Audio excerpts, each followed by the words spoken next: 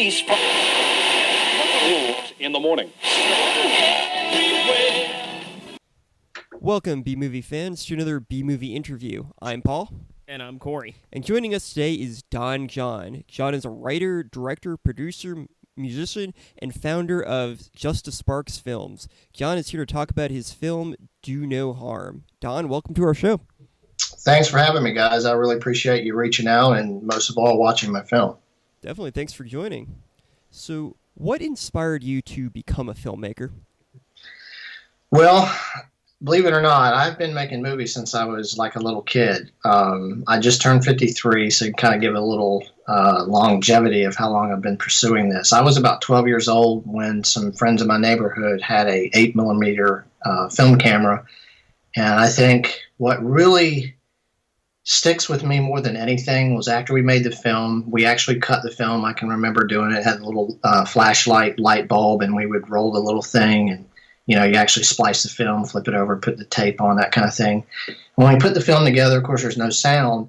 What I remember, I was in the 7th grade when this happened, is how fun it was. We got to take that film to class. And as rumors started to spread around my school, everybody's like, man, did y'all see that $16 Man film? And so we spent like 3 days getting out of class, taking that film from class to class to class. And I'll never forget that. And what was probably the most exciting part was the guy that was the star was kind of a dork. I mean, he was a big dork. And people kind of made fun of him because he was kind of a dork. But after that movie, he became like a celebrity. Like, hey, man, that was a cool film, man. We just thought it, man. You were so cool in that. And so that stuck with me. Just that whole experience of not that I was wanting to be famous, but just that feeling that I got when people said they saw my movie. It wasn't my movie. We made it all together, but I think that stuck with me. And then when I was in about 9th grade, I got my own 8mm camera. And then I started making my own movies. And then that just progressed and progressed and progressed until, here I am today still making it. And I ended up making a living at doing it. Very cool. Yeah, it's like you figure out what you want early and then you stick with it. Very cool. Yeah. Could you tell us a little bit about your filmmaking career so far?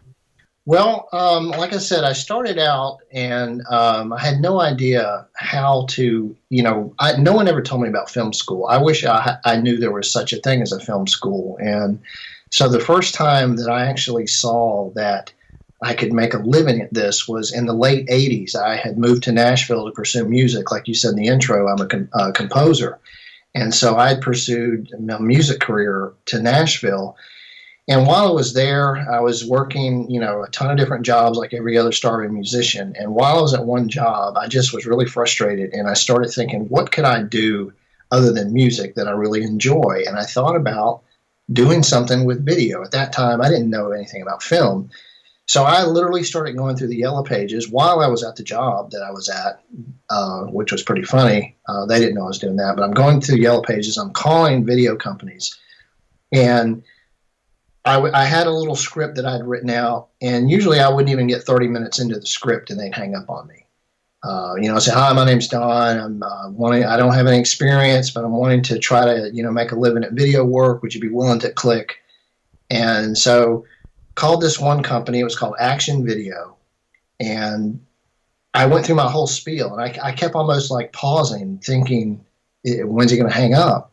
And the guy listens, and there's this like long pause, and I'd actually gotten through my entire script. And he said, I tell you what, he goes, you sound like a pretty neat guy. And he said, I'm going to be doing a wedding. This is my best Tennessee accent.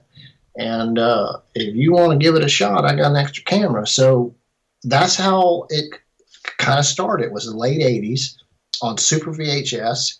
I started working with this guy filming weddings. That turned into getting more work as a camera person. That turned into doing editing. My first computer editing experience before computers were fast enough to edit.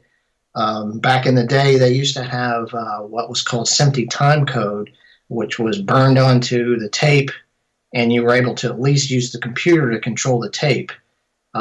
So I learned how to edit on 3/4, then 1/2 inch.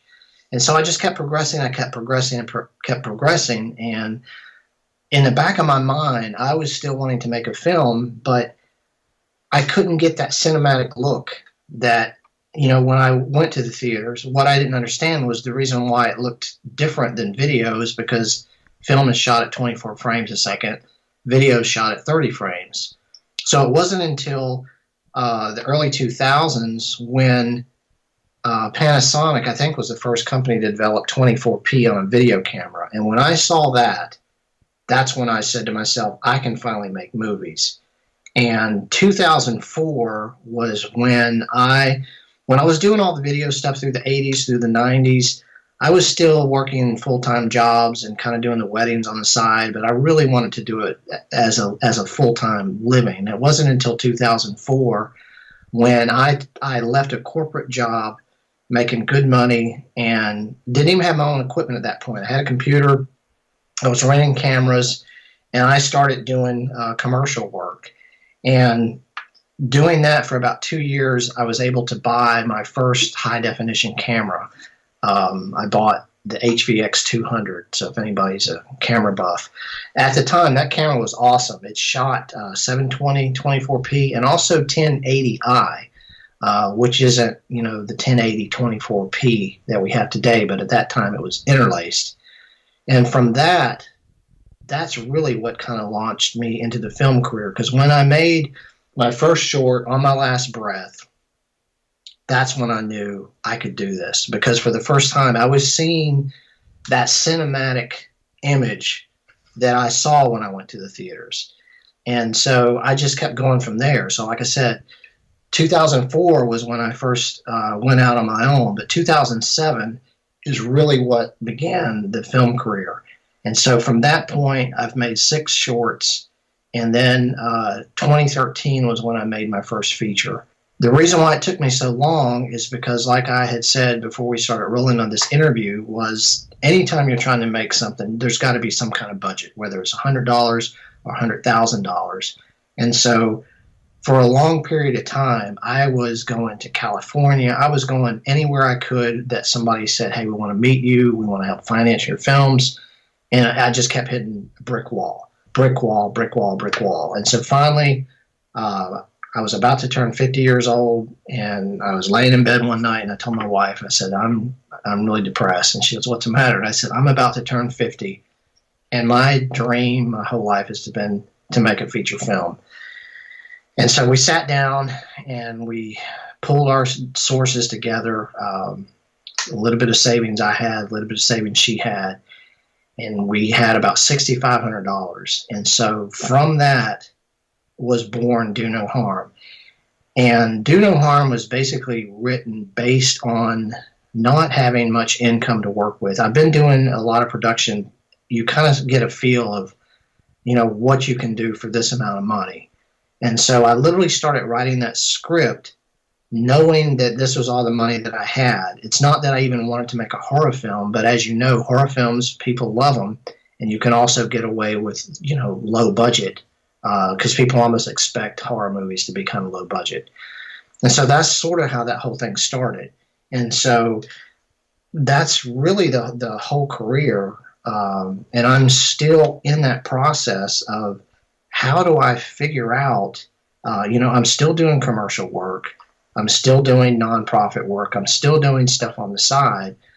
But my goal is to be like the Roger Corman, where he'd make a little film, it'd make enough money to help him make the next film, make enough money to make the next film. So that's where I'm at. I'm hoping that somehow I can get some money coming in from Do No Harm, maybe through this interview, who knows, and we can make Dead Generations. That's my next project, which, by the way, I wrote that before I wrote Do No Harm. But I ended up making Do No Harm first because Dead Generations is a little bit more budget. But I'm actually thinking about this year, we can talk about this later, but I'm determined. I don't know how I'm going to do it, but I've kind of said to myself, 2017, hell or high water, I'm going to make Dead Generation. So maybe you guys could be a part of that. That would be really incredible if you knew that today in this interview, we are we're opening up the universe for Dead Generations. Definitely, and we'll do whatever we can to help you out. What filmmakers would you say inspired your filmmaking style the most? I don't really, it's really weird. I wasn't even aware of how my psyche was developing. Definitely Spielberg's there, Ridley Scott is there, George Lucas, Star Wars. Definitely somebody that I have studied, and that's Roger Deakins. If you don't know who he is, he's one of the best cinematographers. And I think that more than filmmakers, I was subconsciously taking in the cinematography and how I could duplicate that. And then as I started to learn and I started to grow, then I started to gravitate towards films that appealed to me cinematically. Like some of the films that I have in my collection, the films themselves, I don't really like them as much as I just wanted to watch the cinematography. Same thing with sometimes the score. So there's like if you went through my movie collection, it's just kind of like my music. It's all over the place. I guess to answer the question, there really hasn't been that one director. I would say probably, going back, Ridley Scott consistently is a director that when he makes a movie, I got to go see it. And I watch his movies a lot because if you know anything about Ridley Scott, he was a camera person, he was an art director. So his films, not only are they so good, but cinematically, his films are absolutely gorgeous. One influence, I just thought of that I've tried to mimic with Ridley Scott. Are you guys Ridley Scott fans by chance? Do you like Ridley Scott? Yeah, I've seen Alien. He's the guy. He made Alien, didn't he? Yes, the yeah. original. Yeah. I was like, I'm pretty sure he's the Alien guy. Yeah, he's great. One of the best sci-fi horror mixes ever. Oh, definitely. Yeah, he if you go through his films, he does what I call texture, and he even talks about it because I listen to all audio commentaries. He always has some kind of something floating, whether it's water or particles, snow, rain, and I love that. Like he did Blade Runner. Yeah. Everybody hated him because all the smoke and rain. But that film is that's what makes it so incredible, is that atmosphere that he created. So I know that rubbed off on me, is trying to create that, atmosphere that Ridley Scott is absolutely famous for. So I hope that answers that question. Definitely. Now, you said, just like Ridley Scott, has worked in multiple roles in filmmaking, you've worked in a lot of different roles in filmmaking too. Yeah. Which would you say is your favorite role in the filmmaking process? That question always comes up, and to be completely honest, I can't think that there's one thing that I like the least or the most. I get excited about the entire process, even from going out in my garage and building a prop. Because like on my first short, On My Last Breath, I made the guns out of 1 2x4. Literally went online, got a picture of the M1 gun, and I cut it out on a 2x4. I painted it. I put some hardware on it. So from that, going out into the woods, clearing land, I bought like 10 pounds of flour to make it look like snow. So there's really not any part. I mean, I've literally wept when people have started reading my script for the first time. When I come here to compose, I guess if I had to pick one thing that was my very, very favorite, and it's not necessarily a particular job, but you've got pre-production, production, and post-production. And I think I get the most excited when I'm actually shooting during the production phase, because that's when I call it the magic. And I guess that role, director, cinematographer, audio, I'm doing everything anyway, but that part where you're seeing the actors doing their thing, and sometimes that magic happens. Sometimes it's not scripted. Sometimes it is scripted, but it comes out better. Because like when we did Do No Harm, Bo, the lead character, he never had acted before. This was his first ever movie role. And he was amazing. And so to see that kind of stuff, I would have to say that's my favorite part. But as far as my favorite role, no, I do like composing. I'm a musician before anything. I do like to compose, but I like the whole process. I love to write scripts, so it'd be really hard for me to say this is my absolute favorite. It's just the whole process of filmmaking. I love it, except trying to get it sold. That's the part I hate. That's the most frustrating. So how do you make money doing this? That's the part that drives me insane. I can definitely understand that. Yeah. Speaking of Do No Harm, could you tell us a bit about the general plot, the ideas behind it? Yeah, I'll try not to. I don't want to give too much of the script away. You know, they say when you're writing a script, always write something that you're familiar with.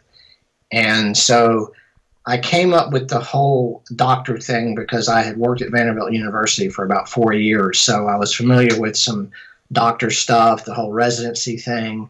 So that was sort of the backdrop for that. And then I didn't want to just do some horror movie where you got some chicks half naked running through the woods. They trip and some dude comes out of the woods with a machete or something, chops them up. I wanted to have a little bit of a plot. And I have no idea where I came up with the whole, well, I don't want to give it away. I don't know where I came up with the concept of, what happens at the end where they're really surprised that he is doing what he's doing. But basically it goes back to the only way that I could do it for cheap was I had to find a single location. There is multiple locations in the film, but most of the film takes place at one location. But what I was able to do is I was able to use that one location to make you think we were at other places, but actually that almost entire film was at this one place.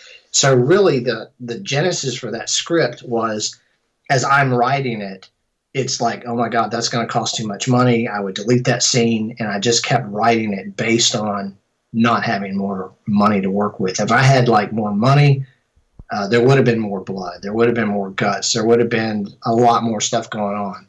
So without telling too much about the script is basically your typical horror thing. You got a bunch of kids, they get lost, they run into some weird people in a dark, secluded place, and then crazy shit starts to happen to them. That's just about every horror film. But I added the romance thing, which could have killed it for horror viewers. I don't know. But I just wrote what I felt, and that's what came out. So I don't know if that answered your question or not about the script. I'm real careful about it. I don't want to tell you exactly what happened in the script, and then somebody's like, why would I even watch it? You just told me what the whole movie's about. No, that's perfect. Kind of give a good summary of what it is. Yeah, I think the best thing to do is watch the trailer. And if a lot of people, they like the trailer, and a lot of people have told me, I'm not really sure what it's about, but the trailer's really killer. Well, that was the whole point, is to get you to watch it. I didn't want to start giving away a bunch of stuff. So yeah, I want you to go watch the movie. Take a chance on an independent film. Now, what would you say is the most unique aspect of Do No Harm? Something that makes it stand out from other horror movies? I've probably gotten over 100 reviews on this film since 2013. They've all been really good, but there's only been about 10 people that, to me, have gotten the real horror. It's an intellectual, psychological horror. And that was something that I purposely wrote, hoping that people would get that. And that, to me, is the most unique part. What qualities do you think make a great film? And could you give us some examples of films that you would consider really great? Well, I'll just tell you what I bought for my birthday. Pinocchio was just released, the original Pinocchio from Disney. And that film, even though it's so old, that film still holds up. And I'll tell you the scene that I just watched it for the first time. The last time I saw Pinocchio was on VHS. And I bought it on iTunes. I got to watch it in high def yesterday. The scene that stands out to me, which is almost like a horror movie. You guys have seen Pinocchio, right? Oh, yeah. Yep. Okay. All right. Remember the scene in Pleasure Island when he starts to turn into the donkey? Yeah. How could you forget? Okay. That scene has stuck with me since a kid, where the hands turn into the hooves, and the reaction of Pinocchio Then they show the silhouette of him turning into the donkey. That is horror. And to be able to do that in a cartoon, that's incredible. Another example of that, did you guys see the Peter Jackson King Kong? I did not. Nah, I never got around to seeing it. I've seen. You need to see it. That's another one of my. I love King Kong. Well, I thought Peter Jackson did an incredible job. Well, this is another time where I'm in the theater. I had to go see it in the theater. Yeah, and everybody knows what happens to King Kong. He gets killed. He's up on the Empire State Building. So here it is, the end of the movie. King Kong's up on the Empire State Building. Fay Wray, or not Fay Wray, but whatever her name is, Naomi Watts, she's crying because he's dying. I'm crying because King Kong's dying. And as I'm watching King Kong fall down the Empire State Building, I had this weird moment and I realized everything I'm watching here is not even real. This was all created in the computer. And so to me, when a director is able to, just like in Pinocchio, that was the cells, plastic cells that people are painting on or whatever, but yet they brought that much emotion. To me, I go to movies for three reasons. I want to either cry, I want to laugh, or I want to be inspired. If a film does that to me, no matter what it is, I mean, I could go on and on and on. I just watched, have you guys seen, I just watched Deepwater Horizon last night. Phenomenal film. Absolutely phenomenal. And the reason why it blew me away is because the director, he also did Lone Survivor. He obviously likes Mark Wahlberg, his second film, Mark Wahlberg. But his style of filming is just in your face real. And it makes you, when you're in a theater and you're kind of moving with the punches and you're, oh God, that kind of feeling. That was going on in the Deepwater Horizon as they're showing these dudes get, the pressure's coming up out of the well and they're flying back and glass is cutting through them.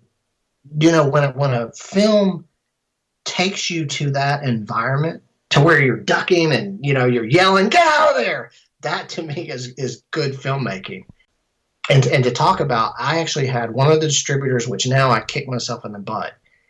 I didn't sign with her because she didn't tell me she was going to do the things that the other guy did. Now, looking back on that, I think she probably would have done a better job. But anyway, she said when she watched Do No Harm, she was actually yelling at the television. And she said she has not done that in years. And she said, I loved your film. So that to me is good filmmaking. And if I went through, all the movies that I have, probably 2,000 movies in my own collection. That's what I look for. And my wife and I will even say this, like we go to a movie when the credits are rolling, we both lean over to each other and I said, would you want to watch that again? And she's like, no, not really.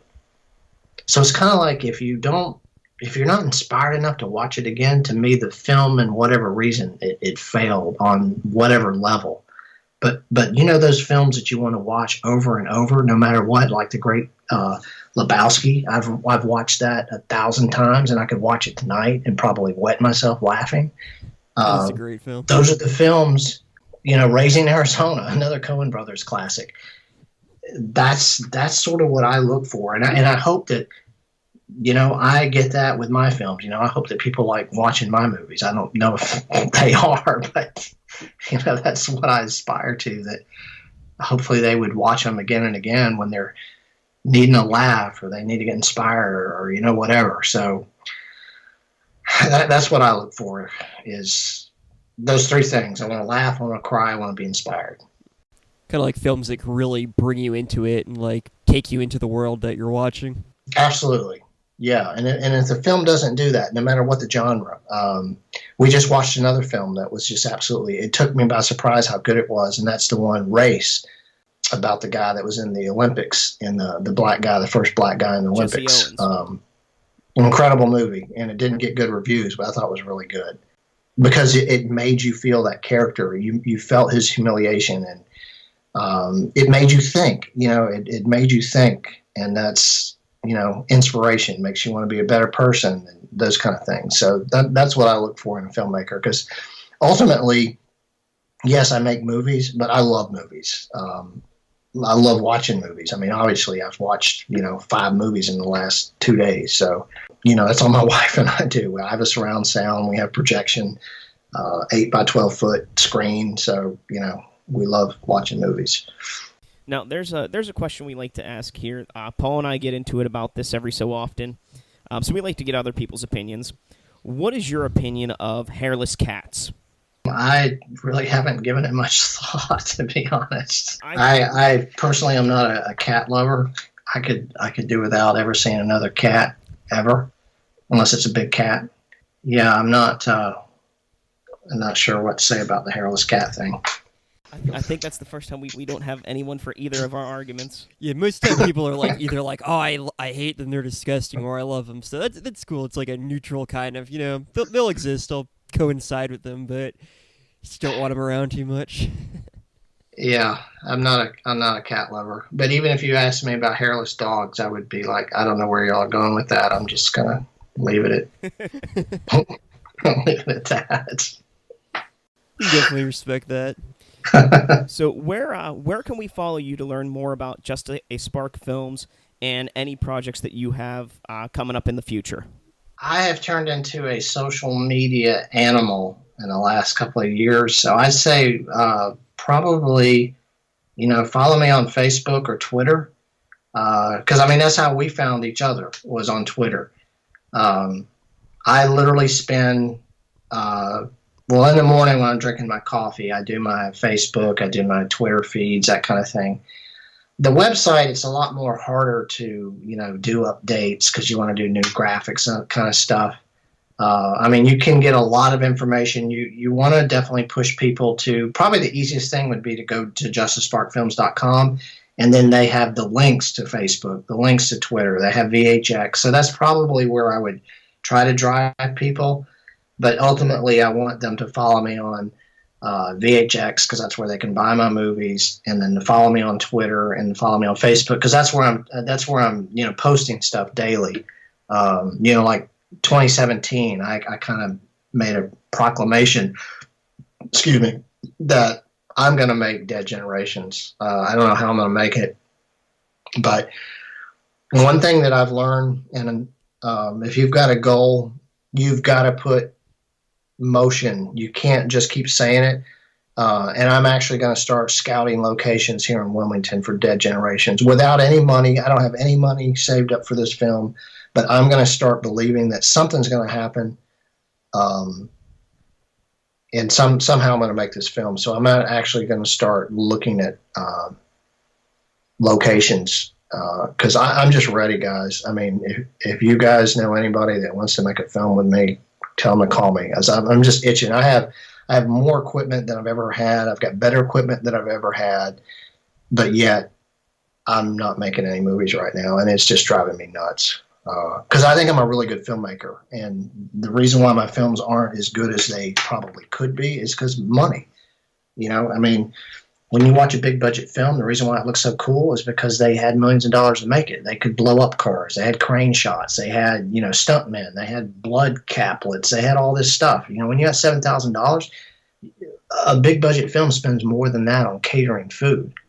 But I'm ready to do something. I don't care what it is. I'm almost to the point where I might write another script based on, $100 if that's all I can come up with. I'm going to make something. Let's just say this. When you hook me up, 2018, you look me up, there's going to be something new from Don Johns. I don't care what it is. I hope it's Dead Generations, but I'm going to make something this year. So follow me on justasparkfilms.com, and that way all the links to all my other stuff, they can find them. That's probably the easiest. Very cool. Before we go, would you like to tell us a little bit about Dead Generations, like maybe like a quick synopsis or like just a little bit of a summary? Absolutely. Dead Generations, the best way to describe it is The Walking Dead meets the X-Files. The one pager would be there's a guy, John Sanders. He lives the big city to kind of get away from it all. He goes to the small town of Red Buck Lake, and as he's out riding his bike, he sees some kind of weird stuff going on. These guys just don't look quite human, and they're rolling these big blue 55-gallon barrel drums in these barns. And as he tries to approach them, this guy comes up and tells him to get off the private property. And so he just gets this real feeling that just something's not right. He calls his best friend back in the city and convinces him to come down. And so they go into the city. I mean, they go out there back to that spot to try to figure out, what's going on. These people don't look quite human. And, his friend's just telling him to just leave it alone. You're probably, exaggerating. But then his friend sees that, yeah, something's quite not right. And so that's sort of the synopsis of the film. And I'll just leave it at that, kind of give you a little taste of it. But I originally had that film budgeted for $165,000. Couldn't raise any funds for it, and I dropped it down to like $130,000. Then I got it down to like $30,000, and that's sort of where I'm at. But like I told you, I'm at this point. If I have to make this film for $10,000 or whatever, I'm going to try to make it. And the reason why there's so much budget is, one, there's some major special effects. There's some car crashes. There's some blowing up stuff, and then there's a lot of makeup because it's kind of like I said, it's The Walking Dead. They're kind of zombie type creatures, and I don't want them to look cheesy, so there's some budgeted makeup there. So what you can say to the folks out there and help me promote this is that understand that if you subscribe to my channel VHX, that $4.99 subscription, that's going to go to help me make Dead Generations or any other film, or anything that you buy on VHX. That's going to help me make this film. So I've been kind of using that as a way to, if you want to see Dead Generations made, then buy some of my films and help me make it. So that's what Dead Generations is in a nutshell. You can go to deadgenerations.com. The synopsis is there. I even put together, I don't know if you guys listened to it, I actually put together a radio show of some select scenes. It's very well done. I did that to try to create some excitement for the film. And unfortunately, like a lot of things that I do, it just didn't get traction. So maybe with you guys in your show, you can share it. Definitely. But it's basically like the old days radio show. And it's actually real scenes from the script. So that'll give you more of an idea of what the film's about. Sounds cool. Hopefully, we'll do what we can to help promote it, and hopefully we can get it kicked off. Yeah, and and anything I can do to promote you guys too. I mean, you see, I've been tweeting about you and try to help you all do some stuff too. Thank you. We appreciate it. So there you have it, folks. Do No Harm, a horror film by Don John and Just a Spark Films. You can watch it at justasparkfilms.vhx.tv, along with all of Don's other films. Don, thank you for joining us today. It's been a lot of fun. You're welcome, and thanks for having me, and it's been fun. Thank you very much. If you have an independent film you're working on and would like to discuss it, you can email us at bmoviebros@gmail.com. You can follow us on Twitter at bmoviebros or my personal Twitter at bmoviepaul. Don't forget to listen to our podcast. We review a different B-movie each week. New episodes every Friday on our website, bmoviebros.com. If you have a movie you'd like us to review or any additional comments, feel free to leave a message below. This has been another B-Movie interview. We are the B-Movie Bros saying, be brave, be alive, and be back next time.